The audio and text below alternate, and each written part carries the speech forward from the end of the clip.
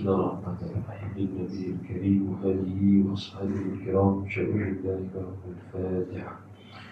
أعوذ بالله من الشيطان الرجيم. بسم الله الرحمن الرحيم. الحمد لله رب العالمين الرحمن الرحيم مالك يوم الدين إياك نعبد وإياك نستعين اهدنا الصراط المستقيم صراط الذين أنعمت عليهم غير المغضوب عليهم ولا الضالين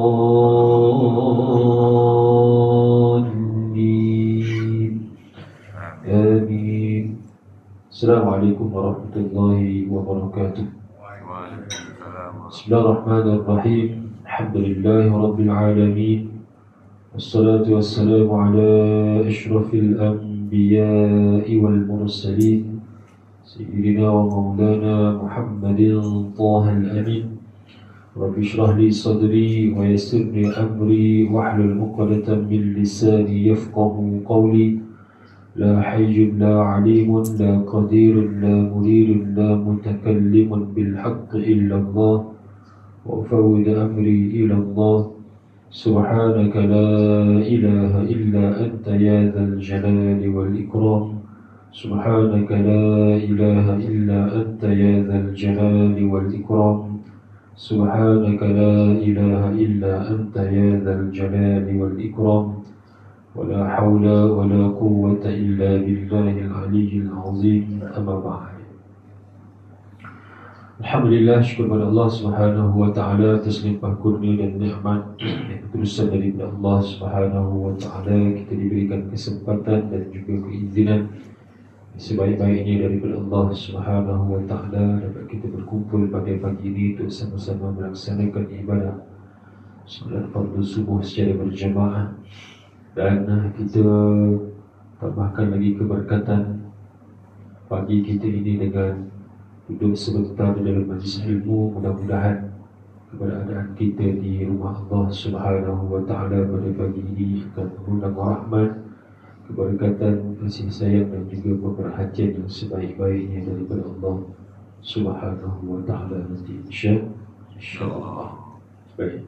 Tuan-tuan, ibu ayah yang dikasihi dan dirahmati oleh Allah Subhanahu wa taala sekalian, apa khabar tuan-tuan?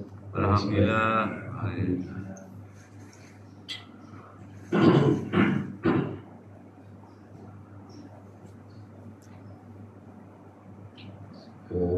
Shilling tu memang macam tu Saya takut ada yang jadi terkorban tadi.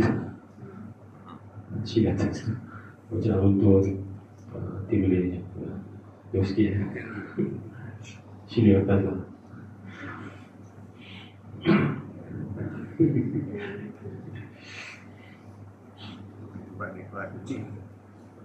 Bukan nak suruh ke depan tak sebenarnya.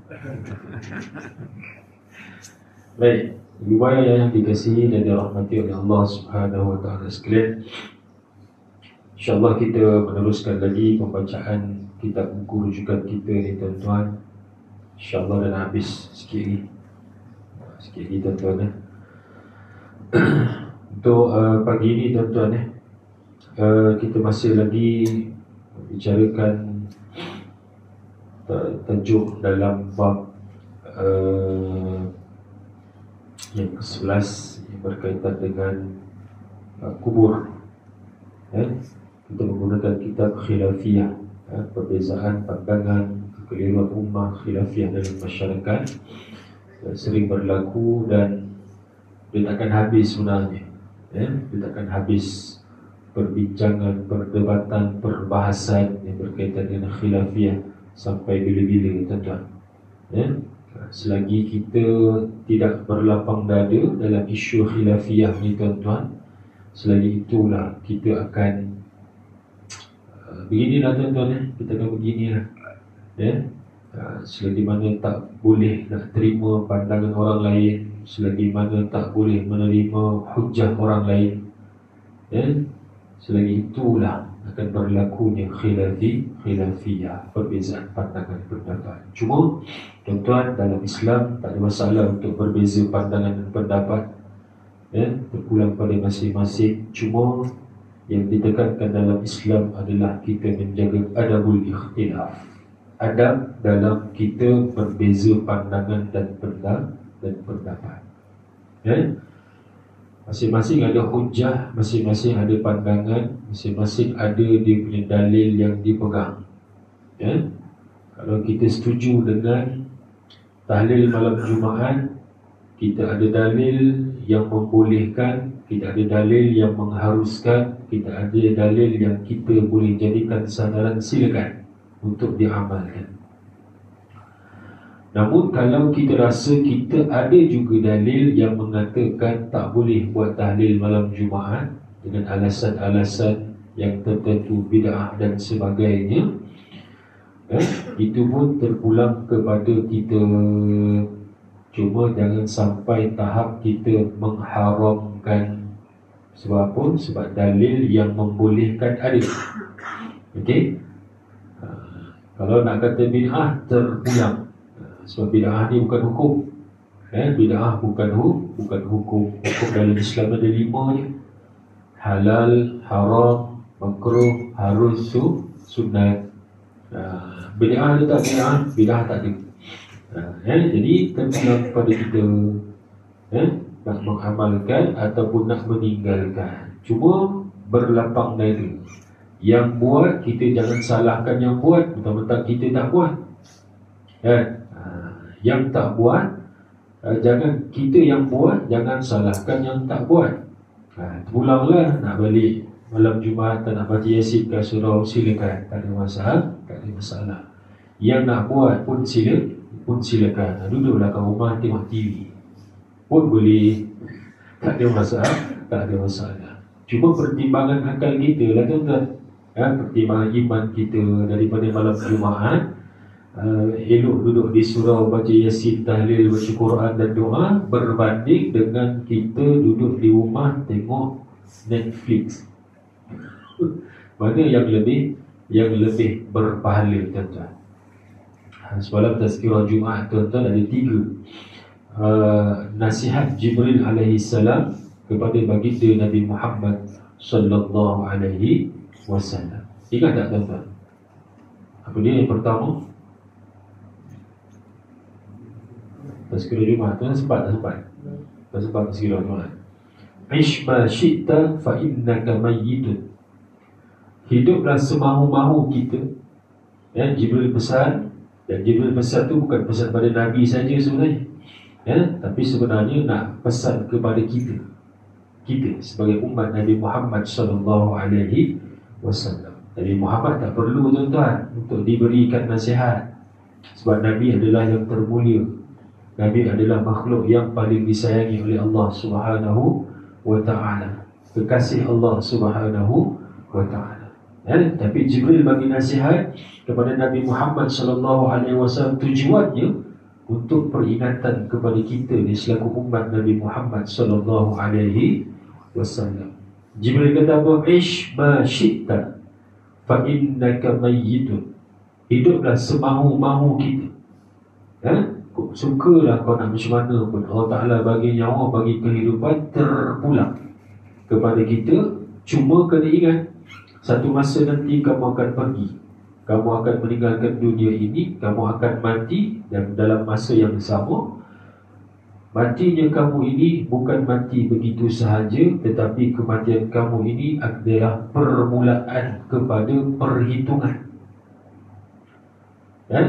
Maksudnya apa? Maksudnya Jibril tu dia nak kali kita tuan-tuan. Hiduplah semahu-mahu kita, tapi ingat, kau akan mati. Maksudnya hidup dalam dunia ni jangan hidup orang kata semata-mata nak menghabiskan umur dan usia, tanpa melaksanakan segala apa yang diperintahkan oleh Allah Subhanahu wa ta'ala. Sebab tu syariat datang, hukum hakam datang untuk memperbetulkan kehidupan manusia. Ish ma syi'ta fa innaka mayyitun. Itu yang pertama. Yang kedua, Jibril bagi tahu, sayangilah sesiapa yang kamu suka, yang kamu cintai dalam dunia ini. Nabi Jibril kata, fa innaka mufariquh. Tapi ingat, satu masa nanti kamu akan berpisah dengannya. Dalam dunia ni banyak yang kita sayang, tuan-tuan. Isteri kita, isteri kita, suami kita, anak kita, rumah kita, kereta kita, harta kita, saham kita, semua yang menjadi rebutan kita dalam dunia yang kita suka, yang kita sayang, tuan-tuan. Tapi kena ingat, satu masa nanti kita akan berpisah dengan dia. Kita akan berpisah dengan semua yang kita sayang. Isteri kita sayang pada kita, gila punya sayang, tuan-tuan. Tak beringat punya sayang, taat gila-gila, tuan-tuan. Meninggal kita ada duduk kubur kita satu malam. Ada satu malam, tak balik-balik yang tak balik, sayang lakinya masalah. Meninggalnya pagi, esok tengah hari, tak balik-balik, lapar, tak ada rasa lapar. Sampai ke asar, asar ni tak balik, rindu. Masuk maghrib, bila nak maghrib ni, dah 7 suku ni, 5 minit lagi nak masuk maghrib. Kata siap kubur, kata balik lah. Tak nak, tidur sini, kata tidur sini lah, tak kau lah. Dengan anjing menyalak, balik. Wow, balik. Tak ada orang yang akan orang kata ikut kita kita anak kita, isteri kita, suami kita, tak ada. Semua akan berpisah. Akan berpisah. Ini kenyataan, realiti yang perlu kita hadapi. Sama ada kita yang akan meninggal dunia ni, tuan-tuan, ataupun yang akan pergi meninggalkan kita. Yang kedua. Kemudian yang ketiga, Jibril bagi tahu, buatlah ibadah semahu-mahu kamu. Yang ketiga ni yang orang kata apa, yang kita nampak ternampak kan. Yang ketiga, Jibril kata, buatlah amal ibadah semahu-mahu kamu. Sebab apa? Sebab nanti semua amal ibadah kita ni, semua amal perbuatan kita ni akan dihitung oleh Allah Subhanahu wa ta'ala. Sukalah kita nak buat baik banyak mana pun, kalau nak buat jahat pun silakan. Tapi kena ingat, kita akan dihitung daripada sekecil-kecil perbuatan sampailah sebesar-besar perbuatan kita. Yang baik akan dihitung, yang buruk pun akan dihisap oleh Allah Subhanahu wa ta'ala. Katanya, tuan-tuan, sahabat sekalian yang dikasihi dan dirahmati oleh Allah Subhanahu wa ta'ala, amal ni, tuan-tuan, kita orang kata apa, kita tak ada batas, kita nak buat. Rasa mampu buat banyak, silakan. Kalau rasa tak mampu, jangan tinggalkan. Ma la yudraku kulluh la yudraku julluh. Kaedah sebut, kalau tak mampu buat keseluruhan, jangan tinggalkan kesemuanya. Buatlah semampu yang kita boleh. Dalam beribadah, dalam beramal, begitu, tuan-tuan. Cukup mampu kita lah. Kalau kita rasa kita boleh bangun malam 2 rakaat sahaja, cukup. Kita tak pernah buat, tuan-tuan. Mungkin kita pernah buat masa Ramadan yang lepas. Ramadan lepaslah yang menjadi titik tolak permulaan kita nak bangun solat tahajud tiap-tiap malam. Mungkin dengan qiyamul lail di masjid dan surau. Mungkin masa itulah kita tergerak hati nak buat. Keinsafan itu datang, hidayah, taufik Allah Ta'ala datang ketika itu. Kita nak berubah, tuan-tuan. Cukup sekadar 2 rakaat, itu saja yang kita mampu. Jangan beratkan diri kita. Minta 2 rakaat, dah bangun tasbih pula tu 4 rakaat. Solat tasbih 40 minit. Tuan tak pernah buat, kalau first time buat, itulah kali pertama dan kali terakhir kita akan buat. Percayalah, tuan-tuan. Kalau kita tak pernah buat, sebab tu ibadah ni, tuan-tuan, dia kena bertingkat-tingkat, sikit-sikit. Al-istiqamah. Istiqamah tu pun Buatlah sikit 2 rakaat cukup lah. Subuh 5.58, 5.30 bangun, soli sunatan tahajud raka'ataini lillahi ta'ala. Dia mandi-mandi sebelum nak pergi surau, sebelum nak pergi masjid, sebelum nak buat sarapan, bangun tu tuan-tuan, sebelum masuk waktu subuh tu solat tahajud 2 rakaat. Boleh tak? Boleh. Sebelum masuk subuh tuan-tuan, waktu subuh, boleh kita bertahajud 2 rakaat. Cukup. Tapi kita istiqamah tiap-tiap hari. Sebab takkan 2 je Ustaz. Kan? Terpulang. Nak buat banyak boleh, nak buat sikit pun boleh. Cuma jangan tak buat langsung. Kalau tak buat pun tak ada masalah dalam dunia. Akhirat masalah kita. Kan? Akhirat masalah kita nanti. Sebab apa? Sebab tak ada amal yang kita nak bawa jumpa Allah Subhanahu wa ta'ala. Itu satu. Kemudian yang kedua, jangan kita buat perkara yang boleh menghapuskan segala amal kebaikan kita yang lalu. Ini bahaya tuan-tuan. Ini bahaya. Jangan buat perkara yang boleh menghapuskan pahala amal ibadah kita yang telah kita buat berpuluh tahun dulu. Tuan-tuan, mungkin kita dah pernah pergi ibadah haji. Mungkin kita dah banyak kali pergi umrah. Pergi haji dapat pahala tak? Dapat. Pergi umrah dapat pahala tak? Dapat. Kan? Kita dah kumpul banyak dah ni. Kumpul, tunggu mati nak bawa jumpa Allah Subhanahu wa ta'ala. Sebelum berlakunya kematian tuan-tuan, jangan buat perkara-perkara, perbuatan-perbuatan yang boleh menghapuskan segala pahala ibadah yang pernah kita buat dulu. Rugi kita tuan-tuan. Itu saya sebut selalu hadis muflis tu tuan-tuan. Tuan-tuan jumpa tak hadis muflis tu? Al-muflisu fina man la dirham wala mata' tu. Hadis Nabi SAW tu tuan-tuan. Itu tuan-tuan kena cari tuan-tuan hadis tu, tuan-tuan terjemahkan, tuan-tuan tampallah kat rumah tuan-tuan, frame. Hari-hari tengok, hari-hari baca maksud dia, hari-hari buat peringatan pada diri kita tuan-tuan. Agar satu masa nanti tuan-tuan, kita tak muflis di hadapan Allah Subhanahu wa ta'ala. Di muflis ni tuan-tuan, perkara yang akan berlaku, yang pasti berlaku. Dan Nabi kata akan ada golongan muflis di padang mahsyar Allah Subhanahu wa ta'ala. Mudah-mudahan kita tak masuk dalam list yang ditulis sebagai orang yang muflis di padang mahsyar Allah Subhanahu wa ta'ala nanti. Mudah-mudahan insya-Allah. Baik. Tuan-tuan, ibu-ibu, ayah yang dikasihi dan dirahmati oleh Allah Subhanahu wa ta'ala sekalian, berbalik kepada perbahasan kita berkaitan dengan khilafiyah. Ceritanya, kalau nak buat amal silakan, jangan salahkan amalan orang lain, kecuali kalau betul ada dalil yang mengatakan memang betul-betul salah apa yang kita buat. Setakat ini tuan-tuan, amalan-amalan yang kita buat, yang sedia ada kita buat ni, tak ada pun dalil yang secara qat'i mengatakan perkara tersebut salah, haram dan sebagainya. Listkanlah tuan-tuan. Baca Yasin malam Jumaat, tahlilnya, talqinnya, berzanjinya, marhabannya, lagi apa tuan-tuan? Banyak lagi ibadah-ibadah bid'ah yang sebut sebagai bid'ah ini, yang tak ada dalil yang qat'i, yang jelas, yang putus mengatakan perbuatan tersebut haram. Selagi tak ada larangan, selagi itulah dibolehkan.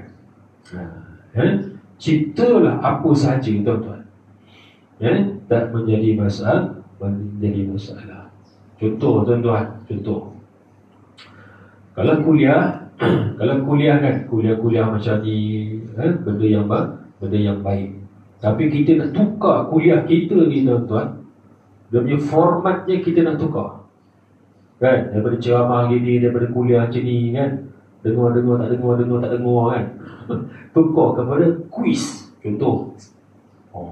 Kan, ataupun aktiviti contoh, aktiviti yang bergerak badan semua sekali kan, contoh. Boleh tak boleh? Boleh. Zaman Nabi tak buat, tapi kita nak buat boleh? Tak ada tak ada masalah. Katalah kuliah gini kan tuan-tuan, buat LDK, latihan dalam kumpulan, kumpul 5 orang, macam kursus tu tuan-tuan. Zaman Nabi ada tak kursus ni? Kursus zaman Nabi ada kursus intensif pemahaman tajwid contoh. Ada zaman Nabi? Tak ada. Tapi zaman kita buat boleh tak? Kalau kita buat salah tak? Dalil tak ada. Ada dalil zaman Nabi? Nabi buat. Kan dalil dia orang, kita kena ikut Nabi. Apa yang Nabi buat, kita buat. Nabi tak buat, jangan buat. Awak buat yang dikit, boleh pula. Kan? Walaupun tak ada dalil yang orang kata tak ada dalil yang mengatakan Nabi buat, tapi kena ingat tak ada dalil yang Nabi larang. Bila tak ada, harus al-aslu fi kulli al-asya' al-ibah. Asal kepada sesuatu hukum itu adalah harus. Ini kaedah. Asal kepada sesuatu perkara itu adalah harus, sehingga ada dalil, sehingga ada nas yang mengatakan tak boleh dan sebagainya. Kalau ada, barulah kita kata tak boleh. Kan? Tiba-tiba jumpa satu nas hadis, inna LDK haramun, contoh, jumpa hadis sesungguhnya LDK itu haram. Datang pula hadis ni sahih ni, barulah kita kata oh tak boleh, ni haram. Tapi setakat ni tak pernah jumpa tuan-tuan. Jadi lah kitab hadis mana sekali pun tuan-tuan tak ada pun kata haram. Sebagaimana perkara tersebut dalam batas syarak, tak terkeluar. Tak terkeluar tu maksudnya sampai kepada haram. Silakan. Tak ada masalah. Boleh. Baik. Itulah khilafiyah tuan-tuan. Sebab tu kalau kita berlapang dada bab khilafiyah ni tuan-tuan, dan kita akan hidup kita ni tuan-tuan, walaupun berbeza pandangan pendapat, tapi kita boleh hidup bersama. Kan yang baru-baru ni tuan-tuan berkaitan apa? Melagukan Al-Quran. Kan melagukan Al-Quran. Tuan-tuan dengar tak? Ada satu video Ustaz dia kata bukan melagukan Quran, melagukan doa. Kan? Dia kata ni apa benda lah minta kepada Allah berlagu-lagu ni. Kan? Seolah-olah macam kita minta dengan orang. Kan? Kita minta dengan orang tapi nyanyi pula katanya. Kan? Siap menyanyi-nyanyi ni tuan-tuan, orang yang berdoa dengan berlagu ni. Sedangkan Nabi sebut apa? Zayyinu aswatakum, hiasilah suara kamu ketika membaca Quran. Baca Quran pun disuruh berlagu. Hiasilah suara kamu dengan ketika mana membaca Al-Quran. Kalau Quran boleh, doa apa tak lagi? Kan? Quran tu ada dia tajwid dia, ada hukum hakam ni. Kan? Quran. Doa ni tak perlu bertajwid dan sebagainya. Tapi kalau ditajwidkan, kalau dilagukan, tak ada masalah. Kan? Benda macam tu pun nak bergaduh. Bab doa ni pun nak bergaduh. Nampak tak tuan-tuan? Kalau dia kata dia tak nak buat, silakan. Tapi kalau dia kata orang yang berdoa dengan berlagu ni tuan-tuan, dia kata haram, kata bid'ah, kata salah, tu jadi punca. Nampak tak tuan-tuan? Tu jadi punca perpecahan. Sebab yang bercakap tu tuan-tuan, orang gelar sebagai ustaz, ada sijil, ada master, ada PhD yang bercakap tu. Dan jadi yang akan keliru siapa? Masyarakat. Dan padahal benda tu tak ada masalah pun, benda kecil pun. Nak baca lagu silakan. Tak nak terpulang, keras baca doa. Bismillahirrahmanirrahim. Alhamdulillahirabbil alamin. Arrahmanirrahim. Maliki yaumiddin. Pulang. Allahumma arhamna bil Quran. Waj'alna. Pulang lah. Kan? Bagus juga kalau buat macam tu kan. Makmum tak tidur. Dia berlagu tidur makmum. Tapi terpulang lah tuan-tuan. Terpulang. Kan? Cuma janganlah berlagu-lagu sampai keterlaluan. Macam baca syair pula. Alhamdulillahirabbil alamin. Cukup. Assalatu wassalamu ala asyrafil anbiya'i wal mursalin. Cukup. Kan? Jangan sampai Alhamdulillahirabbil alamin. Wah, tak payah. Mak belakang pun geleng kepala. Bila pula nak habis tak imam baca doa ni. Sebab itulah imam kalau dia berdoa, di antara adab dia tuan-tuan, dia kena jelas. Kemudian doa dia kena tak terlalu panjang dan juga tak terlalu pendek. Jangan panjang sangat tuan-tuan. Panjang tu maksud dia pun tuan-tuan, ni makmum ni daripada sini tangan sampai sini lah. Begini lah. Bila nak habis ni? Ada orang yang imam yang begitu tuan-tuan. Dia hafal buku doa tu. Daripada usia muda dia hafal, dan itulah yang dia pegang sampai tu. Dia tak tengok makmum belakang macam ni kan. Dia seorang je doa, makmum habis belakang. Orang dah ingat ni kalau imam ni bagi salam, zikir balik, doa sendiri. Tak tahu dah, memang confirm banyak gila tu imam di masjid. Memang ada tuan-tuan. Dulu masjid Datuk Dagang ada tuan-tuan. Tak nak sebut siapa tuan-tuan. Tapi kalau dia berdoa ni tuan-tuan, ya Allah, panjang gila tuan-tuan. 10 minit 10 minit tuan-tuan. Letih je. Tapi kita orang dah tahu dah, bila dia jadi imam, dah sama kata Allah Akbar, habis tu angkat kaki selalu jalan. Bukan menunggu dia lagi 10 minit tak apa. Zikir dah 5 minit, 6 minit, tambah dengan dia doa 10 minit, 15 minit. Kan kita banyak urusan. Tapi terpulang pada kita, jangan kita kata ni salah imam ni. Terpulang pada dia. Kita nak berdoa, doa dah ikut dan ikut terpulang. Jangan pegang, jangan berdoa. Kita ni benda kecil pun nak pegang doa. Kan? Benda kecil dia nak pegang doa.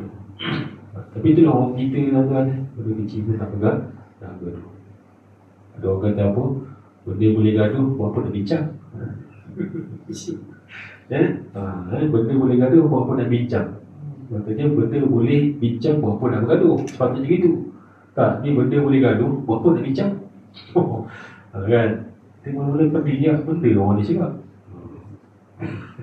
Tapi gitulah dalam kehidupan kita. Berbeza pandangan tu benda biasa. Kan? Kita suami isteri pun sama. Kan? Dalam rumah tangga kita, rumah duduk serumbung sebantal, sekantil dan satu BP pun gaduh. Kan? Ada dalam BP pun gaduh juga. Suami isteri dalam BP pun gaduh. Kan? Bawa-bawa pagi, abang, malam tadi mimpi siapa? Kan? Dia tanya bini dia, abang mimpi siapa? Mana aku tahu? Kan? Saya mimpi abang dengan jaga seujung rumah. Pahal abang? Enggak.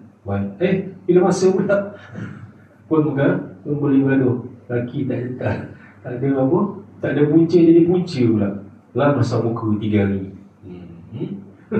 Macam lepak kedai kopi, kedai mamak tu. Baik. Jadi tuan-tuan, ibu ayah yang dikasihi dan dirahmati oleh Allah Subhanahu wa taala sekalian, 7 lah sikit. Bab yang berkaitan dengan hukum meninggikan kubur. Hukum meninggikan kubur. Contoh, kepuk tu tuan-tuan, kepuk tu kita buat tinggi sikit. Baik. Dalam kitab ini ditanya, adakah boleh meninggikan kubur?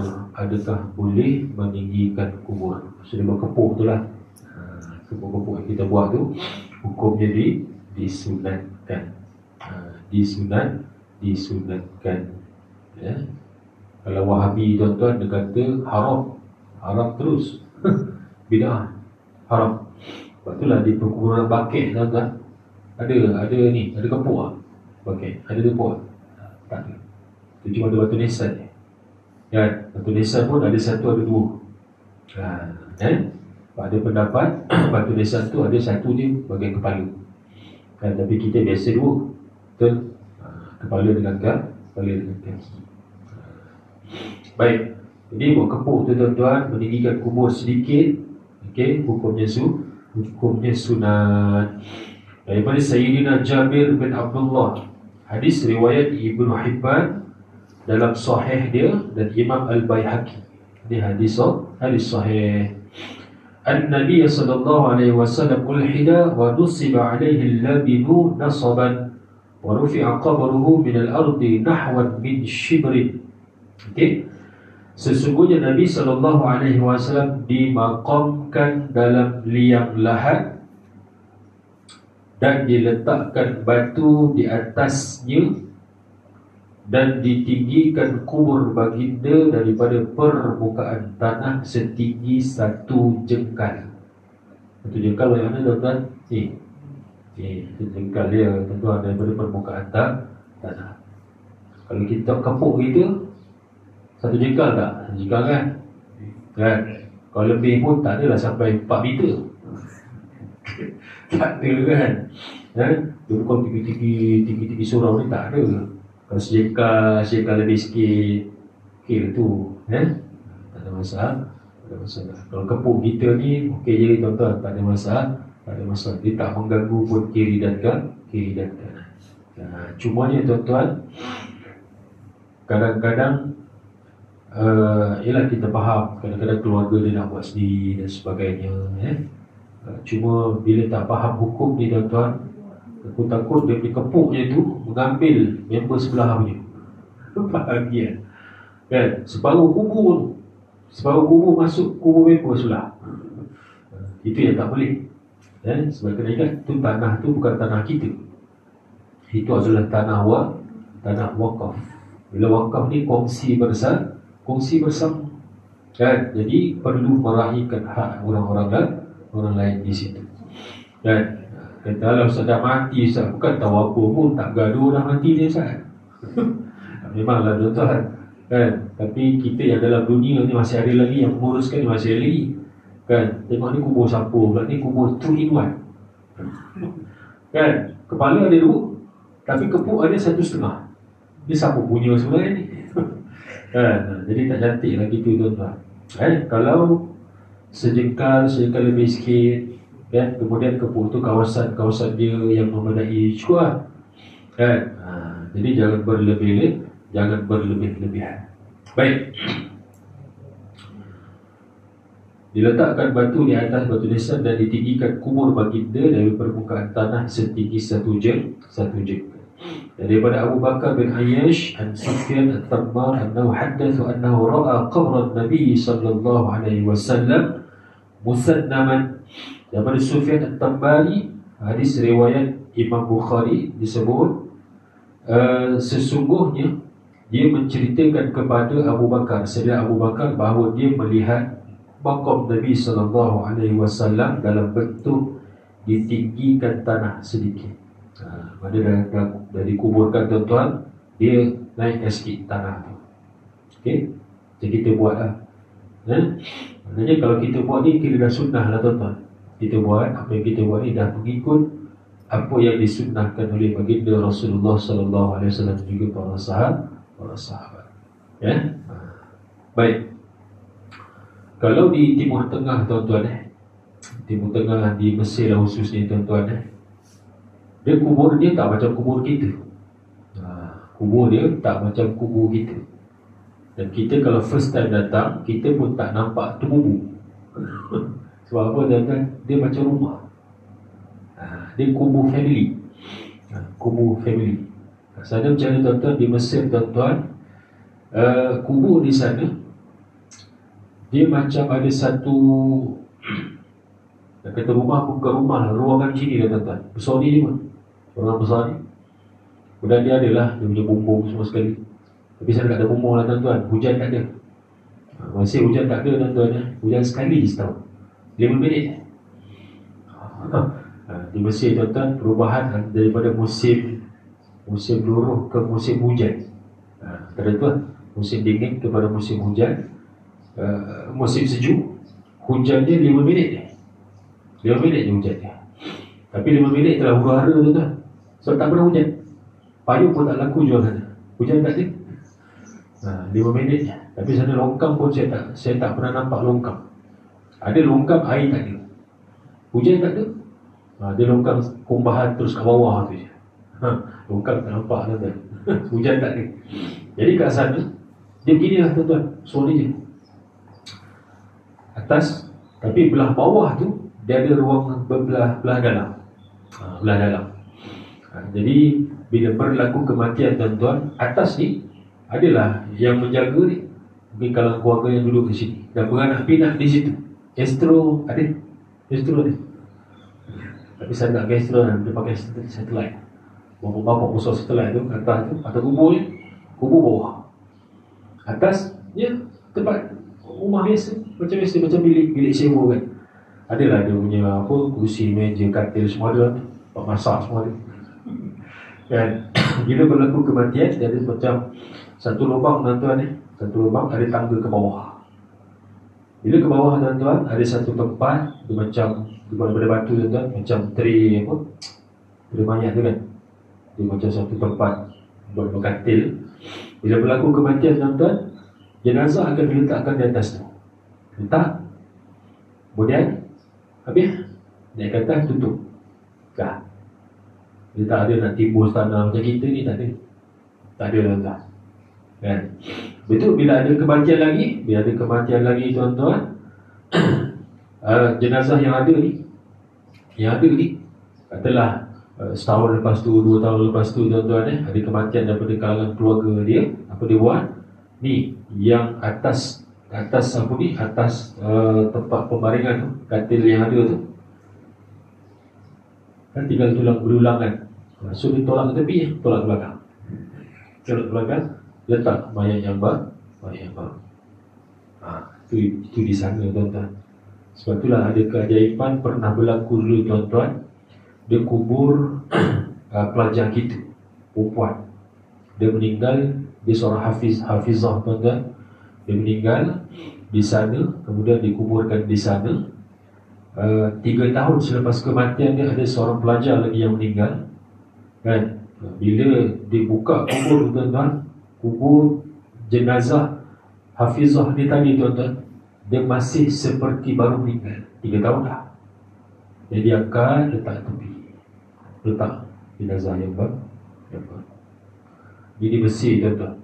Dia bersih, khususnya dia bersih lah. Dia punya kubur Cina kat sini tuan-tuan. Tuan-tuan pernah tengok kubur Cina? Tuan-tuan pernah korek kubur Cina? Tak pernah. Saya pernah korek tuan-tuan. Saya pernah menyaksikan tanah kubur Cina dikorek tuan-tuan. Dalam tu gitu lah tuan-tuan. Dia ruangan macam ni. Dia ruangan macam ni tuan-tuan. Dalam bawah tu. Bawah tu. Kemudian dia lapik dengan batu batu yang susun-susun tu kan. Bawah tu ada tempat dia untuk diletakkan keranda ni. Lapang lah bawah tu, boleh masuk 5 orang boleh masuk bawah tu. Kubur Cina kita tuan-tuan. Itu kubur Cina yang paling bawah sekali, 8,000. Itu paling bawah. Kan Cina kan ada feng shui dia kan. Dia makin tinggi, makin mahal harganya. Tapi saya pergi kat Meru tu tuan-tuan. Kat Meru tu apa benda bukan di mana, benda nama dia kat Meru tu. Paling atas sekali tuan-tuan, yang nampak dia macam pondok dia sendiri tu, besar tu, 250,000. Dan ada iuran maintenance tiap-tiap bulan. Saya pergi pejabat dia depan pasar besar Kelang tu, dia pejabat dia tingkat 2, Ferry Park. Bukan di mana, Ferry Park. Kan? Di atas tu, ramai staff ni. Penuh, 30 orang ada staff dia tu, menguruskan tanah kubur Ferry Park di Meru tu. Sembang. Apa tu? Kata memang makin tinggi makin mahal. Paling mahal 250,000. Kemudian ada iuran bulanan. Iuran maintenance. Dia maintain tanah kubur tu. Sebab tu tanah kubur Cina ni cantik kan. Pergi malam, macam ICT je kan. Ya. Dan lampu-lampu lelak-lelaknya, lampu hijau bawah tu sepanjang jalan tanah kubur. Kan. Luar bahagia, dalam siksa. Kan. Baik. Itu cerita, bukan cerita betul ni tuan-tuan. Baik. Tapi sebenarnya tuan-tuan, bila saya fikir balik tuan-tuan, mereka ni tuan-tuan lebih bersedia menghadapi kematian daripada kita. Dia dah siap-siap beli lubang kubur ni, tanah aku ni. Dia dah beli awal, pre-order tanah kubur. Ya kan? Pre-order tanah kubur. Kan? Lepas tu dia orang gila-gila mencari duit. Antara salah satunya untuk beli tanah kubur ni. Untuk beli liang lahat. Okay, baik. Tapi kalau di sini tuan-tuan, kita kubur macam biasa dah tanah. Cuma tuan-tuan, bila nak buat kepuk tu jangan meninggalnya semalam, hari ni buat. Dia kurang-kurangnya 3 bulan. Sebab takut tanah tu mendap. Itu yang bila tak faham tu tuan-tuan, hari ni meninggal, sayang punya pasal dengan laki kita, besok dah buat kepuk lah. Kepuk jadi tinggi. Kata dah buat ni selesai ni. Tengok lah 2 bulan, hujan pula tu. Kan, kepuk tu jadi menyengit je. Kan, menyengit tak apa tu, tenggelam masuk dalam kubur. Kan, rasa buat kepuk sejengkal, tinggal 2 cm je. Ada kepuk je pergi. Kan, tu macam-macam spekulasi lepas tu. Kena talan dengan bumi lah, apa kan, yang apa punya amalan dia kan. Padahal dia tahu struktur tanah tu kan. Dia dikorek kan, struktur tu kan banyak udara dan sebagainya. Bila tak mampat dia akan turun ke bawah kan. Itulah pentingnya tuan-tuan kita ni itulah. Bila dia letak peraturan, tak nak ikut kan, dia nak sembrono je kan. Ada kan, tak tahu macam mana dia masuk, dia main buat kan. Tak tahu dah separuh buat, takkan nak dimarahnya. Tak apalah, buatlah kan. Baik. Jadi boleh tak boleh tinggikan? Boleh, tak ada masalah. Imam Nawawi sebut yustahabu an yurfa'al qabru 'anil ardi qadra shibrin. Hakadha nass 'alaihi Syafi'i wal ashabu wattafaqu 'alaihi. Imam Nawawi kata disunatkan untuk ditinggikan kubur daripada tanah dengan kadar sejengkal. Beginilah yang dinaskan padanya oleh Imam Syafi'i dan fuqaha Syafi'iyah, dan mereka bersepakat ittifaq ke atas perkara tersebut. Okey, maksudnya apa? Tinggikan kadar sejengkal. Kadar sejengkal, jangan terlalu lebih. Okey, memadai. Senang cerita tuan-tuan, memadai. Ikutlah adat setempat. Kita begitulah kubur kita tuan-tuan. Tapi kalau di negara jiran kita ni tuan-tuan, dia berbeza. Jiran kita ni kan besar-besar, tinggi-tinggi kan. Indon, saya tak tahulah di Indon kan. Dan ada yang binaan gitu kan. Dia adat di sana, sana-sana lah.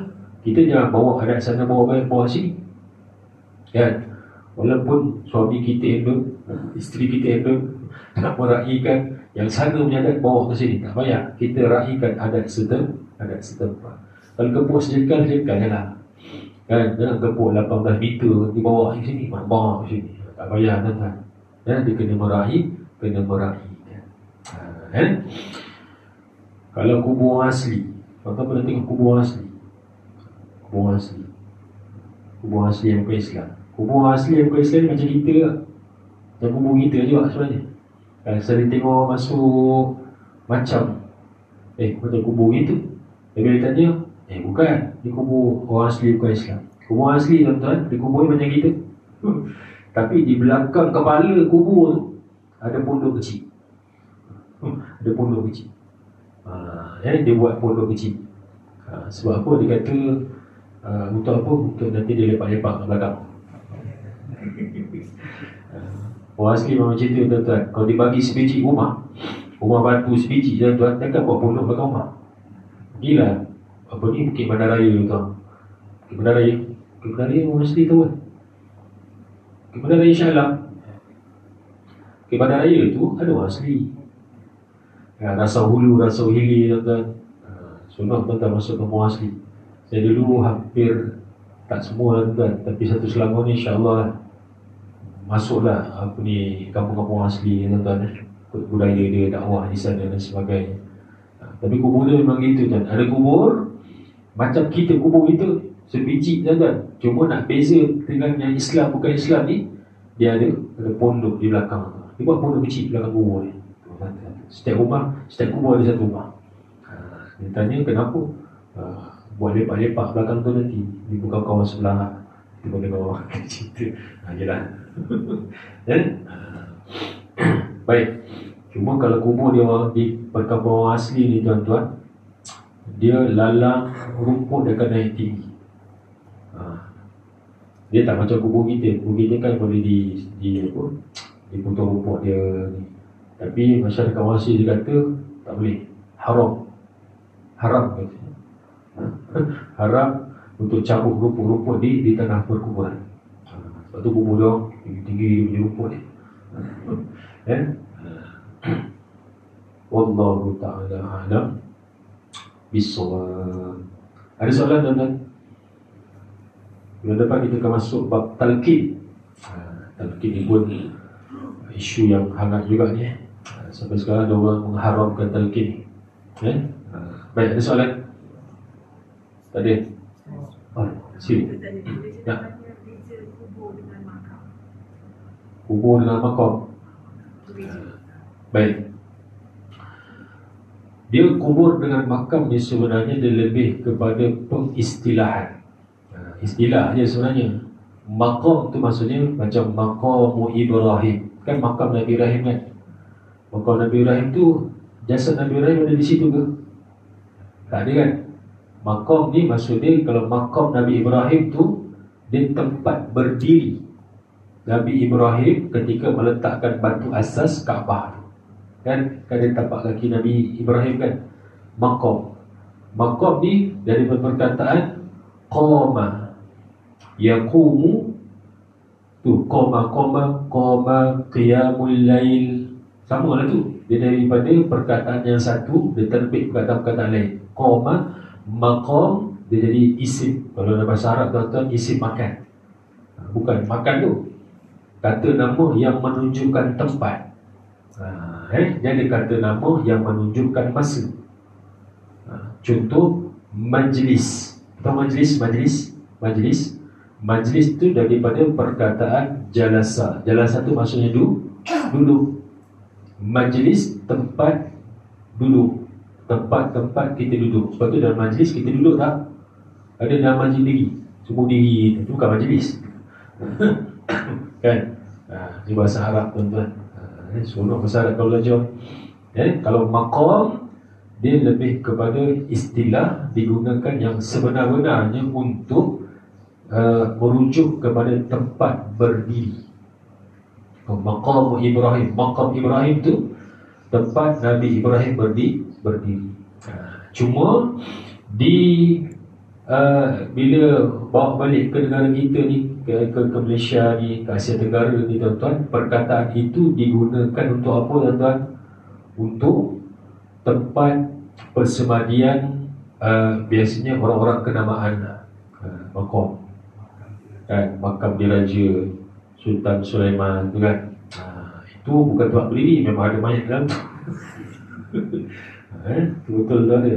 Dia makam, kubur sama lah tuan-tuan. Sama je sebenarnya. Tapi itulah dia sudah pengistilahan. Istilah kita dan istilah istana berbeza tuan-tuan. Tuan-tuan jumpa tuanku, tuan-tuan panggil apa? Saya.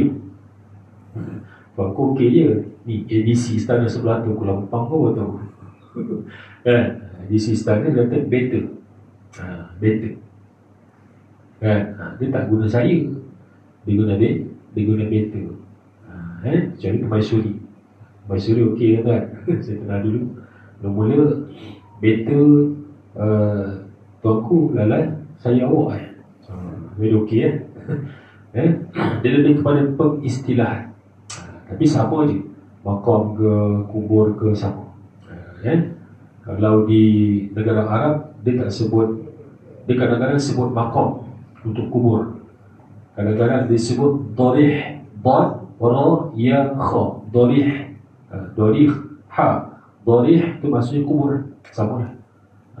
Dia lebih kepada orang kata apa, pada istilah sahaja, tapi sama je.